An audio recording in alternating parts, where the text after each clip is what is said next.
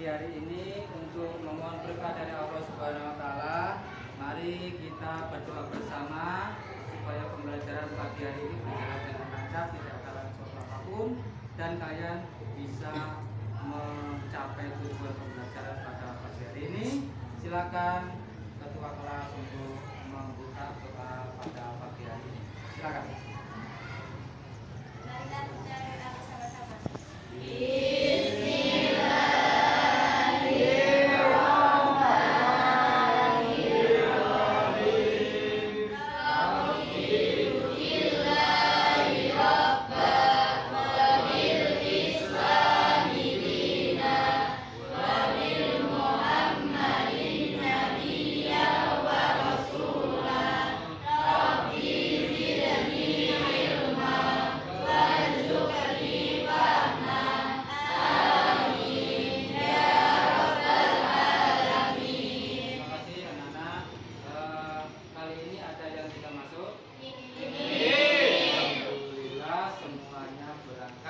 Berarti kalian aktif semua ya.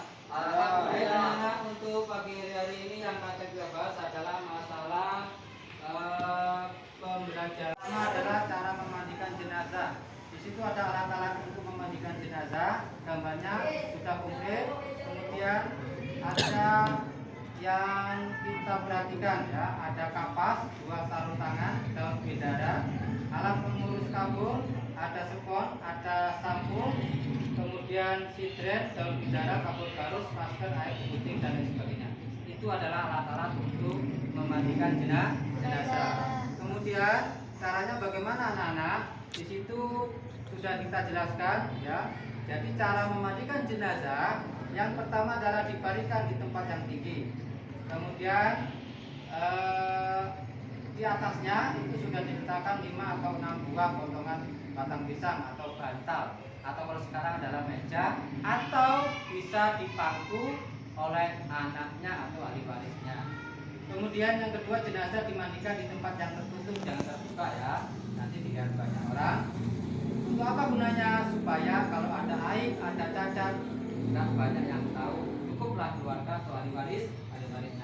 Kemudian yang ketiga, jenazah hendaknya dipakaikan kain basah atau ditutupi ya. Kemudian yang terakhir, setelah jenazah dibaringkan di atas potongan batang pisang, lalu dengan air dan sabun jenazah dibersihkan dari najis yang melekat di tubuhnya. Biasanya namanya jenazah itu belum sempat mandi. Kalaupun sudah mandi ya mungkin tidak bersih ya. Oleh karena itu dibersihkan dari najis yang ada pada tubuhnya terlebih dahulu. Nah, setelah bersih, semuanya bersih, maka disiramkanlah air ke dalam tubuhnya. Yang pertama disiramkan, diawali pada sebelah kanan, kemudian seterusnya ke anggota wudhu. Itu cara memandikan jenazah yang sesuai dengan syariat. Kemudian yang selanjutnya, di situ ada gambar bagaimana cara memandikan jenazah. Nah, itu alatnya dibaringkan, ada semacam bantal dari apa namanya itu? Botol pisang ya. Nah, bantalnya pisang, jadi kalau basah tuh nggak apa-apa. Kalau nanti basah beneran, itu kan basah ya. Nah, itu caranya seperti itu. Di situ ada banyak tempat air, itu macam-macam. Ada daun bidara, ada kapur barus, ada yang lainnya.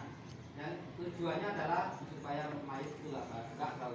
Kemudian pembelajaran yang kedua, kita membahas masalah mengkafani jenazah. Nah, mengkafani jenazah itu juga ada alat-alatnya. Di situ gambarnya ada tikar, ada kapas, ada kain kafan, ada minyak wangi ya, ada macam-macam pokoknya. Kita lihat di sini, perhatikan apa saja yang dibutuhkan dalam mengkafani jenazah. Di situ tentunya ada kain kafannya, ya, ada kain kafannya. Kemudian ada selanjutnya saya sudah buat. Ada kapur barus, ada 3 atau 5 tali untuk menalikan, ada minyak wangi. Itu alat-alat. Kemudian bagaimana caranya? Caranya kita membungkus mayat dengan benar itu. Ini tertutup. Yang pertama kalinya sebenarnya ditutup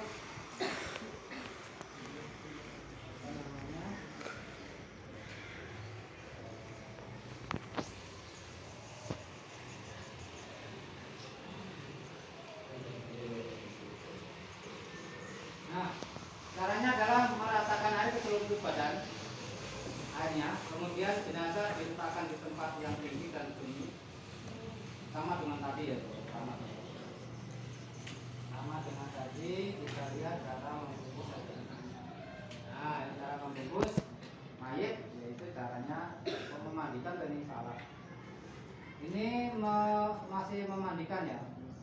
Tapi kalau yang membungkus tadi gambarnya berjam.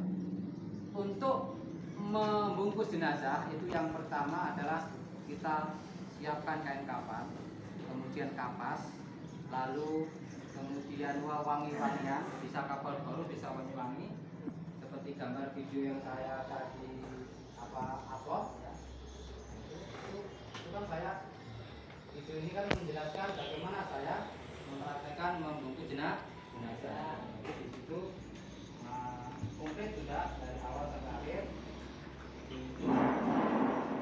Itu perhatikan, nanti bisa kita diskusikan bersama teman-teman ya. Setelah ini sekarang coba kalian diskusikan, temukan wacana yang ada di dalam materi pemulasaran jenazah pada subbagian memandikan dan mengkafani jenazah. Silakan. Silakan.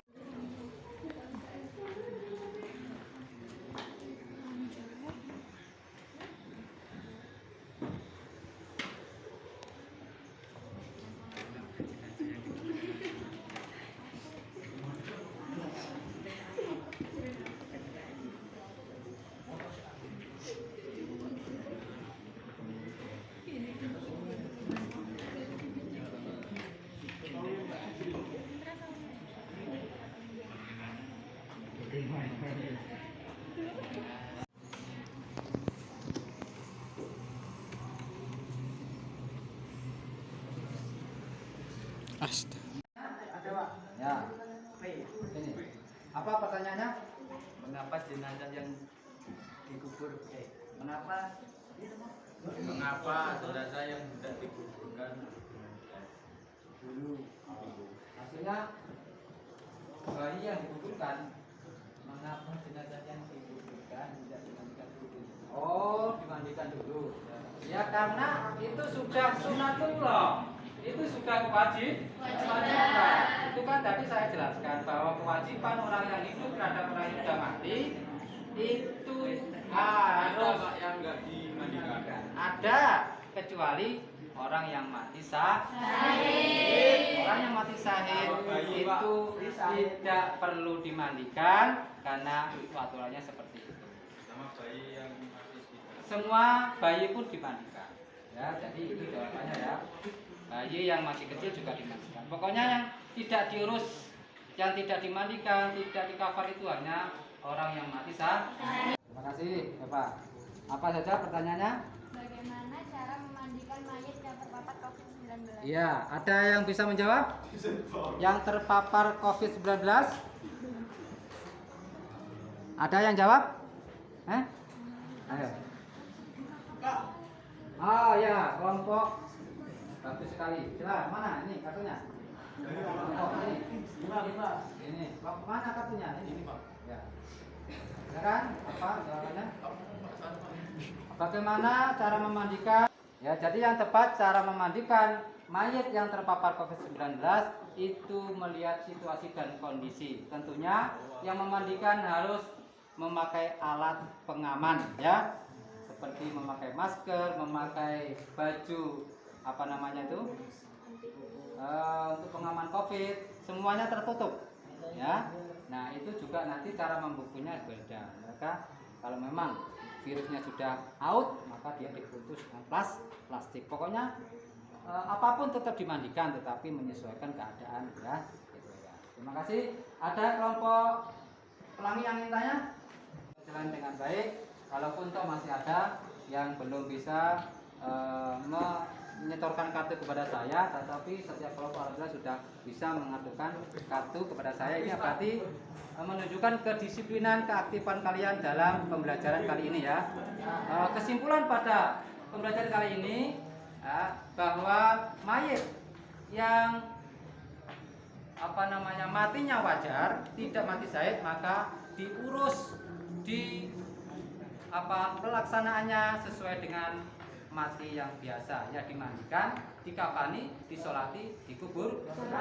Yang kedua, mayit yang terpapar COVID-19 itu tetap pengurusannya sama dengan yang biasa, ya dimandikan, dikafani, disolati, ya dikuburkan. Tetapi pelaksanaannya itu menyesuaikan situasi dan kondisi. Jadi tidak seperti halnya yang normal, ya. Tapi tetap semuanya dilaksanakan. Kemudian yang ketiga kesimpulan kita, kain kafan harusnya putih, tetapi kalau tidak putih boleh kain kafan apapun, boleh batik, boleh kuning, boleh hijau, boleh merah, ya, boleh pink, ya, boleh itu ya. Yang penting semuanya bisa menutupi auratnya. Kemudian yang ketiga, kain kafan itu yang minimal, yang sunnah itu kan ada 3 lapis untuk laki-laki, kemudian 5 lapis untuk perempuan. Kalau tidak ada, maka yang penting 1 lapis, asalkan bisa menutupi seluruh tubuhnya, maka itu bisa digunakan untuk mengkafani jenazah. Baik anak-anak, sampai di sini mungkin bisa ada pertanyaan lagi sebelum kita tutup. Semua paham ya? Jadi tujuan kita, kalian harus bisa, pertama bisa mempraktekkan mengkafani jenazah, yang kedua bisa mempraktekkan memandikan jenazah sesuai dengan syariat Islam. Karena itu, mari pembelajaran kali ini kita tutup dengan bacaan doa. Mudah-mudahan pembelajaran kali ini bisa bermanfaat buat kita semua. Amin ya rabbal alamin. Silakan ketua kelas untuk memimpin doa penutup.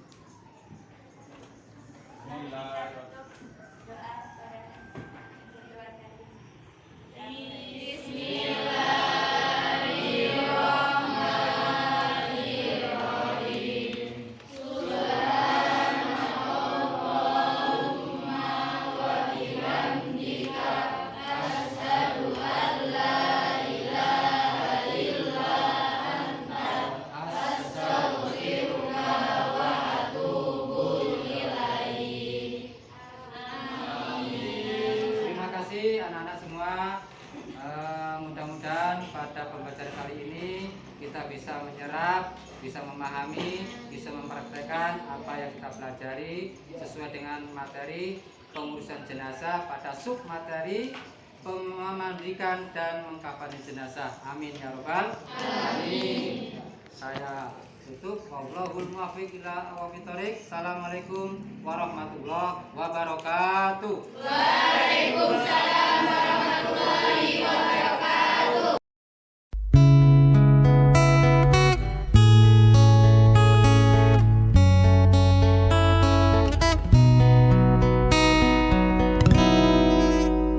من أنا